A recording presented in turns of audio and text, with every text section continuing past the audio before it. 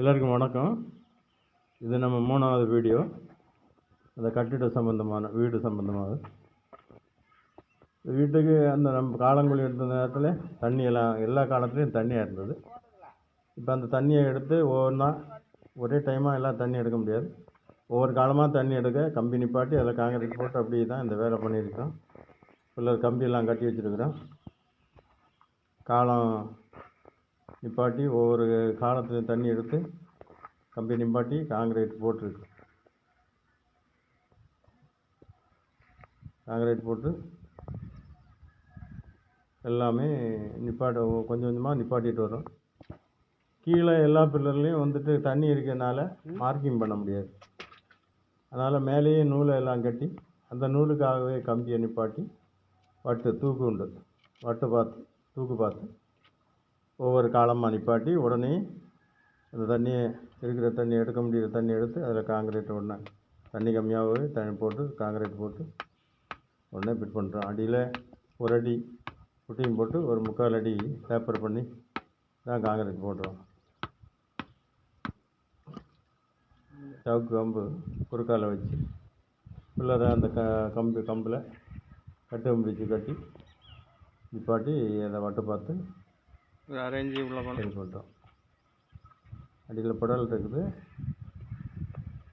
தண்ணி நிற்கிது. தண்ணி எடுத்த காலம்தான் சொல்லலாம். அதுலேயே திருப்பி தண்ணி ஊறுது. அதனால் உடனே அது தண்ணி இருக்கிற தண்ணி எடுக்க முடிகிற எடுத்துகிட்டு திருப்பி கொஞ்சம் கட்டியாகவே தண்ணி கம்மியாகவே காங்கிரீட்டு கலப்பி போட்டு அப்படியே போட்டு வர்றோம். பாருங்கள், முக்கியமாக இந்த காலம் எல்லாம் பில்லர்லாம் பள்ளம் எடுத்ததெல்லாம் ஆளை வச்சு தான் எடுத்துருக்கேன். எல்லா பள்ளமும் மிஷினை ஜேசிபி வச்சு எடுத்ததுன்னா ஒரு 3 மணி நேரத்தில் எடுத்துடலாம். 14 காலம். இது ஒரு ஆள் தான் ஒரு பள்ளம், அதிகபட்சம் ஒரு பள்ளம் முடிக்கிறது கஷ்டம்தான். அதனால் மண்ணெல்லாம் இடிஞ்சு விழலை. மற்றபடி பள்ளம் எல்லாம் ஒரே அளவில் வரும். ஒரே மட்டம் ஒரே அளவாக எடுக்கிறோம்.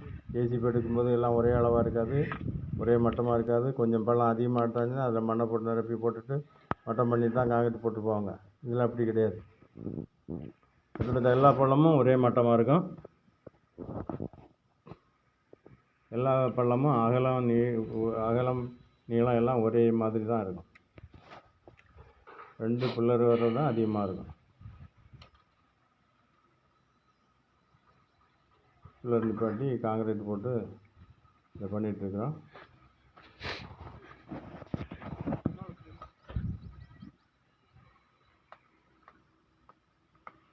பள்ளங்களில் இன்னும் தண்ணி நிற்கிது. பெரிய பள்ளங்களில் தண்ணி நிற்கிது. சில பள்ளங்களில் தண்ணி எடுத்துருக்குறோம். பில்லர் எல்லாம் 2 பக்கம் பவுண்ட்ரியில் வச்சு பில்லர் வருது. அதனால் என்னென்னா பள்ளம் உள்ளே இருக்கும், இடத்துல உள்ள உள்பகுதியில் பள்ளம் வரும். ஓரமாக பில்லர் கம்பி நிப்பாடி இருக்கிறோம். பில்லர் பாக்ஸ் எல்லாம் ஓரமாகவே வரும். நூல் போட்டுருக்குறாங்க. அந்த நூலுக்கு இந்த கம்பியெல்லாம் நிப்பாட்டி இருக்கிறாங்க. கம்பியெல்லாம் நிப்பாட்டி பவுண்ட்ரி ஓரமாக வருது. ஒரு 2 இன்ச்சு விட்டு தான் இந்த பவுண்ட்ரி ஓரமாக இந்த பில்லர் நிப்பாட்டி இருக்காங்க. பில்லருக்கு பெடலு புட்டிங் எல்லாமே உள்பகுதியில் வருது. பில்லர் ஓரமாக வருது.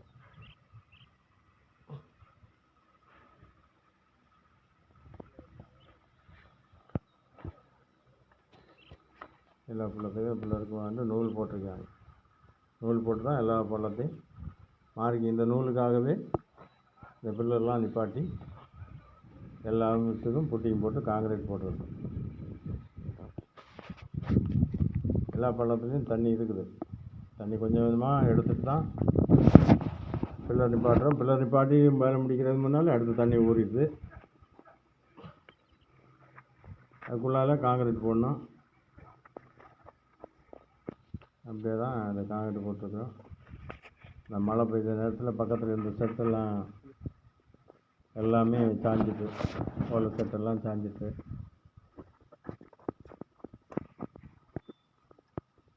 தண்ணி எடுத்ததில் தண்ணி இருக்குது. குடல்லாம் அப்படி கட்டி வச்சுருக்காங்க.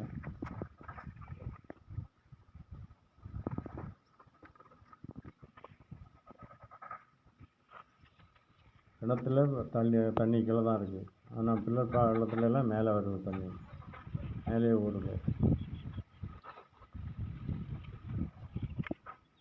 பாருங்கள், இந்த பில்லர் எல்லாமே நடுக்கா வந்து